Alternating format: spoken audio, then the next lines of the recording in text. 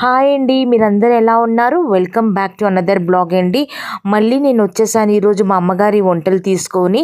ఈరోజు మా అమ్మగారి వంటల్లో మీతో నేను ఇక్కడ షేర్ చేస్తున్నాను సొరకాయ పులుసు అండి. స్టేట్ టు మై ఛానల్ చూడండి. ఈరోజు నేను మా అమ్మగారు చేసినట్టు సొరకాయ పులుసుని నేను ఎలా ప్రిపేర్ చేస్తున్నాను. సొరకాయ పులుసు ప్రిపేర్ చేయడానికి ముందుగా మనకి ఒక పొడి ప్రిపేర్ చేసుకోవాలండి. దీనికోసం ఇక్కడ చూసారా, ఇక్కడ నేను 1 స్పూన్ మెంతులు, 2 స్పూన్ ధనియాలు, 2 స్పూన్ జీలకర్రని నేను తీసుకున్నాను. ఇప్పుడు మనం దీన్ని మంచిగా డ్రై రోస్ట్ చేసుకుందాం. మెంతులు కొద్ది మంచిగా ఎర్రగా రంగు మారేంత వరకు దీన్ని కొద్దిగా మనం ఫ్రై చేసుకుందాము. ఇప్పుడు చూసారు కదా, ఇవన్నీ మంచిగా ఫ్రై అయిపోయిందండి. ఇప్పుడు ఇది కొద్ది చల్లార్చుకున్న తర్వాత దీన్ని పొడి కొట్టుకుందాం. ఇంకా సొరకాయని కూడా ఇక్కడ నేను నీట్ చేసుకొని పెట్టుకున్నాను.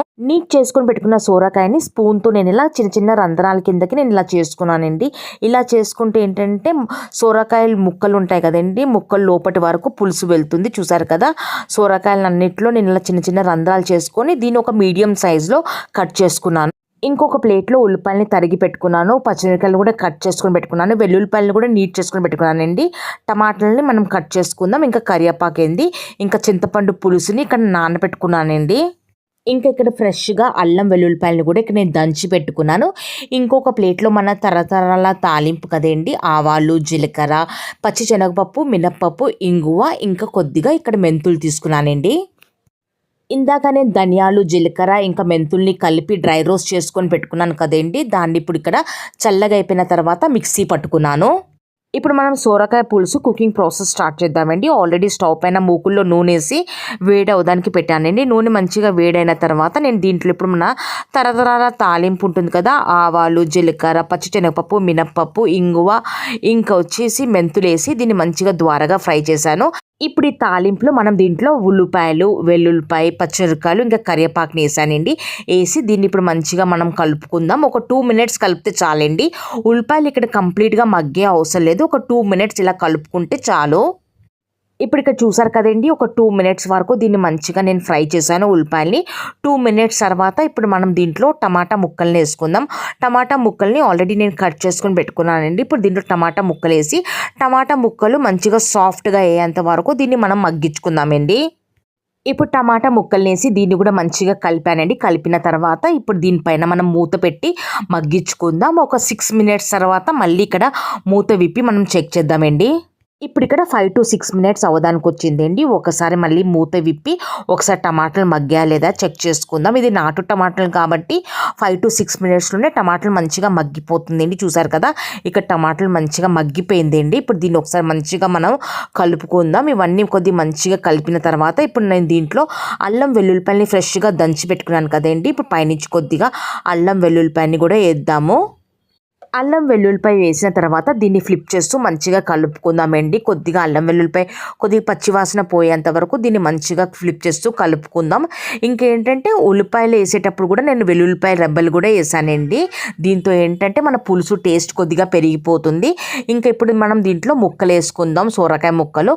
మా అమ్మగారు చెప్పేవాళ్ళండి, పులుసులో కొద్దిగా ముక్కలు ఉంటాయి కదా, కొద్దిగా పెద్దగా ఉంటేనే రుచిగా ఉంటాయని చెప్పేవాళ్ళు. అందుకోసమని నేను ఇక్కడ సొరకాయ ముక్కల్ని మీడియం కంటే కొద్దిగా పెద్ద సైజు కిందకి నేను కట్ చేసుకొని పెట్టుకున్నానండి. ఇంకా పులుసుల్లో ఎప్పుడైనా ముక్కలు మేము పెద్దగానే కట్ చేసుకుంటాము. చూసారు కదా, ఇప్పుడు సొరకాయ ముక్కలు వేసి దీన్ని మంచిగా కలిపిన తర్వాత ఇప్పుడు నేను దీంట్లో పసుపు ఇంకా ఉప్పు వేసాను. పసుపు ఇంకా ఉప్పు వేసిన తర్వాత దీన్ని మంచిగా ఇప్పుడు మనం కలుపుకుందామండి. ఇప్పుడు ఈ సొరకాయ ముక్కల్లో పసుపు ఇంకా ఉప్పు మంచిగా పట్టేంత వరకు దీన్ని ఫ్లిప్ చేస్తూ ఒక 1 మినిట్ వరకు దీన్ని మంచిగా కలుపుకోవాలండి. ఒక 1 మినిట్ వరకు ఇక్కడ నేను మంచిగా కలుపుకున్నాను. కలిపిన తర్వాత ఇప్పుడు దీనిపైన మూత పెట్టి సొరకాయ ముక్కల్ని మగ్గించుకుందాం మనము. ఇప్పుడు ఇక్కడ 7 మినిట్స్ అవడానికి వచ్చిందండి. 7 మినిట్స్ తర్వాత ఇక్కడ మీకు మూత విప్పి నేను సొరకాయని చూపెడుతున్నాను. సొరకాయలో కూడా నీళ్ళు ఉంటుంది, మనం ఉప్పు కూడా వేసాం కదండి, దాంతోనే 7 మినిట్స్ వరకు ఈ సొరకాయ కొద్దిగా మంచిగా ఇక్కడ మగ్గదానికి వచ్చింది.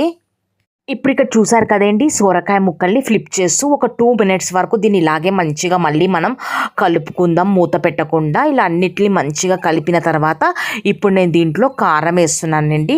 పచ్చిమిరపకాయలు కూడా వేసాను. ఇప్పుడు ఇక్కడ దీంట్లో కారం కూడా వేస్తున్నానండి. పులుసులో ఏంటంటే కొద్ది కారము కొద్ది ఎక్కువగా ఉంటేనే రుచిగా ఉంటుందండి. చూసారు కదా, ఇప్పుడు కారం వేసిన తర్వాత దీన్ని మంచిగా ఇప్పుడు మనం కలుపుకుందాము. దీన్ని ఫ్లిప్ చేస్తూ కారం అన్ని సొరకాయ ముక్కల్లో పట్టేంత వరకు దీన్ని మంచిగా ఇప్పుడు మనం కలుపుకుందామండి. ఇప్పుడు ఇక్కడ చూసారు కదండి, కారం మంచిగా సొరకాయ ముక్కల్లో పట్టిన తర్వాత మీకు ఆల్రెడీ నేను చూపెట్టాను కదా, ధనియాలు, జీలకర్ర ఇంకా మెంతుల్ని డ్రై రోస్ట్ చేసుకొని పొడి కొట్టుకున్నాను కదండి. ఆ పొడిని ఇప్పుడు దీంట్లో మనం వేసుకొని దీన్ని మంచిగా ఇప్పుడు మనం కలుపుకుందామండి.